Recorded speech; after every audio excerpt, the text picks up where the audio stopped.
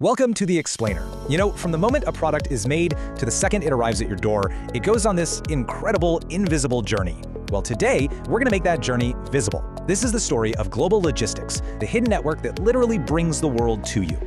I mean, think about it for a second. That coffee you're maybe drinking right now, it probably started its life as a bean on a farm, thousands of miles away. So how in the world did it get to you? It's not magic, not at all. It's actually a perfectly coordinated symphony, and we're about to break down every single note. So before a single coffee bean even gets packed up, a master plan has to be put in motion. This is where it all starts, with the brains of the operation.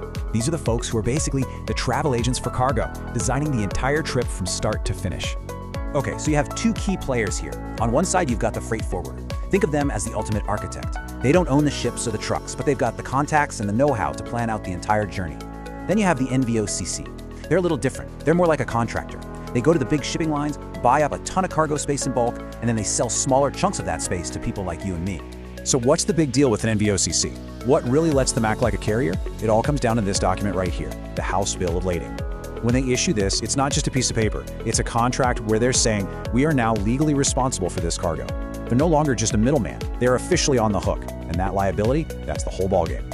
All right, so the plan is locked in, the contracts are signed. Now it's time for the main event, the actual voyage across the vast ocean. So, who actually owns these massive ships you see gliding across the sea?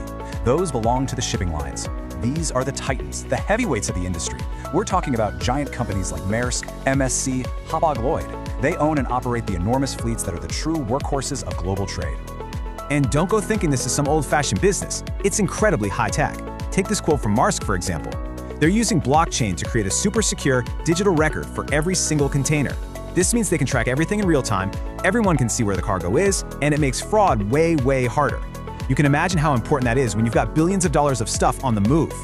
So the ship has docked. The journey's over, right? Nope, not even close. Our coffee is about to face two really critical hurdles. First, getting across an international border, and second, finding a temporary new home. You know, anything that crosses a border has to get cleared by customs. And while it sounds super complicated, it really just boils down to these four things. First, you submit a mountain of paperwork. Then, you pay any duties and taxes you owe. After that, your cargo might get inspected. And finally, if everything checks out, your goods are officially released into the country. Okay, once it's cleared, the product doesn't just go straight to the store. It usually heads to a warehouse. And this isn't just for storage, it's a really strategic move. A warehouse is like a buffer. It's the critical point that helps a company balance the massive supply coming in from the factory with the day-to-day demand from all of us. It's all about managing that inventory perfectly. Our coffee is through customs, it's been sorted at a local warehouse, now it's ready for the final sprint. And believe it or not, this is often the most complex and most challenging part of the entire trip.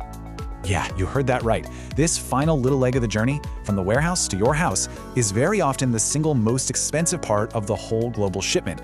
I know, it sounds crazy. How can a few miles in a truck cost more than thousands of miles on a ship? Well, it's all about complexity. Think about it. A cargo ship is a model of efficiency. It moves thousands of containers on one straight path. But the last mile, it completely shatters that efficiency. You're taking a few huge shipments and breaking them into thousands of tiny individual orders, each one going to a different address. You're dealing with traffic, specific delivery times. It is a massive and very expensive puzzle to solve. So, we've met the planners, the ship owners, the customs agents, the warehouse operators, and the delivery drivers. Let's zoom out and see how all of these different pieces of the puzzle fit together to create one incredible system. So here it is, the whole chain of custody in one shot. It all starts with the plan, the brainpower from the freight forwarders and NVOCCs. Then comes the actual voyage, powered by the huge shipping lines. Once it gets there, it has to arrive, which means navigating customs and warehousing. And it all leads up to that final critical step, the delivery. And that's the real magic here. Each stage uses different specialists, different technologies, but they all have to connect perfectly to form this continuous, seamless loop. It's a network that's so efficient and so integrated that most of us never even see it. It just works, silently powering our entire world. So the next time you take a sip of coffee, maybe you'll think about that incredible, invisible journey it took. And it leaves us with a really important question for the future. As we all demand things faster, cheaper, and more sustainably than ever before, how is this amazing global network going to have to change and evolve to keep up? The answer to that is going to shape the future for all of us. Thanks for watching.